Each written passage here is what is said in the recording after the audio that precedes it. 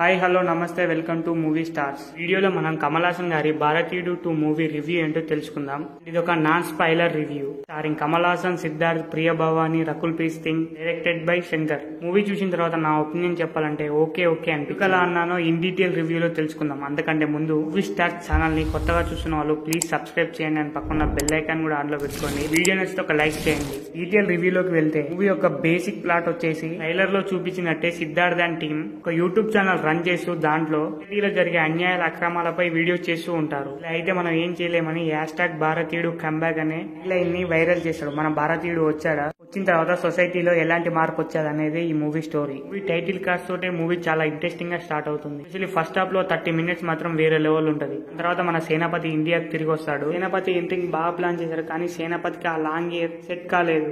ఆ తర్వాత నుంచి మూవీ మొత్తం సాగదీసినట్టు అనిపిస్తుంది. ఇంటర్వెల్ లో కూడా అంత అయ్యిచ్చే మూవీస్ ఏమి ఉండవు. మూవీ సెకండ్ హాఫ్ కొంచెం ఇంట్రెస్టింగ్ గా స్టార్ట్ అవుతుంది. యాక్షన్ సీన్స్ ఎక్కువగా ఉంటాయి, క్వశ్చన్స్ కూడా వర్క్ అయ్యాయి సెకండ్ హాఫ్. క్లైమాక్స్ లో మనం ఏదో ఎక్స్పెక్ట్ చేస్తాం, కానీ క్లైమాక్స్ అంతేం ఉండదు. పార్ట్ 3 కి లీడ్ ఇచ్చారు అంతే. మూవీ మొత్తం చూసిన తర్వాత పార్ట్ 2 తీయకుండా అవసరం లేదనిపించింది. జస్ట్ పార్ట్ 3 కి లీడ్ చేయడానికి తీశారు అంతే. మూవీలో ఏమన్నా పాజిటివ్స్ ఉన్నాయంటే మన సేనాపతి లైవ్ కి రావడం బాగా అనిపించింది. అండ్ యాక్షన్ సీన్స్ మాత్రం వేరే లెవెల్లో డిజైన్ చేశారు. Story, screen play, direction by Shankar.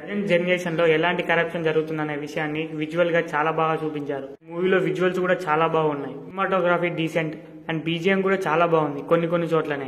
మూవీలో మైనస్ పాయింట్స్ ఏమైనా ఉన్నాయంటే సేనాపతికి ఆ లాంగ్ ఇయర్ మాత్రం అసలు సెట్ కాలేదు, దరిద్రంగా ఉంది. కొన్ని ఎమోషన్ సీన్స్ కి మనం కనెక్ట్ కాలేకపోతాం. ఎమోషన్ సీన్స్ బాగానే ఉంటాయి, కానీ దానికి తగ్గ డ్రామా లేదు. ఫస్ట్ హాఫ్ తో పోల్చుకుంటే సెకండ్ హాఫ్ చాలా బాగుంటుంది. విజువల్ గా అయినా, ఎమోషన్ సీన్స్ అయినా, ఫైట్స్ అయినా.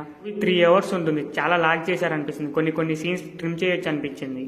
బీజిఎం గురించి ఏం చెప్తాం, కొన్ని చోట్ల మంచిగా ఉంది, కొన్ని చోట్ల అస్సలు బాగాలేదు. మూవీలో ఫస్ట్ హాఫ్ 20 minutes తప్ప తర్వాత నుంచి మూవీ మొత్తం ఎలానో ఉంటుంది. శంకర్ గారి మార్క్ అస్సలు కనిపించలేదు. అయితే యావరేజ్ అనిపించింది BGM. Coming to the actors performance, Kamal Haasan గారు ఈస్ గ్రేట్. ఎందుకంటే ఈ ఏజ్ లో కూడా తన డెడికేషన్ కి యాక్సెప్ట్ చేయాల్సిందే. ఎస్పెషల్లీ ఆ గెటప్స్ అండ్ యాక్షన్ సీన్స్ మాత్రం వేరే లెవెల్. సిద్ధార్థ్ గారి పర్ఫార్మెన్స్ కూడా చాలా బాగుంటది. ఈ మూవీతో ఆయనకు ఒక మంచి రోల్ పడ్డది. Bhavani Shankar, Rakul Preet Singh good in the job. Final version is average movie. భారతీయుడు మూవీకి సీక్వెల్ గా వస్తున్న భారతీయుడు మూవీ చూడాలంటే చూడండి, కాకపోతే కొంచెం రొటీన్ స్టోరీ ఉంటుంది అంతే. స్క్రీన్ ప్లే కూడా అంత కొత్తగా ఏం అనిపించదు. అంటే జెన్యూన్ రివ్యూస్ కావాలంటే మా ఛానల్ ని సబ్స్క్రైబ్ చేయండి. ఈ వీడియో నచ్చితే ఒక లైక్ చేయండి. ఈ వీడియోని మీ ఫ్రెండ్స్ అండ్ ఫ్యామిలీకి షేర్ చేయండి. జై హింద్. నెక్స్ట్ వీడియోలో కలుద్దాం.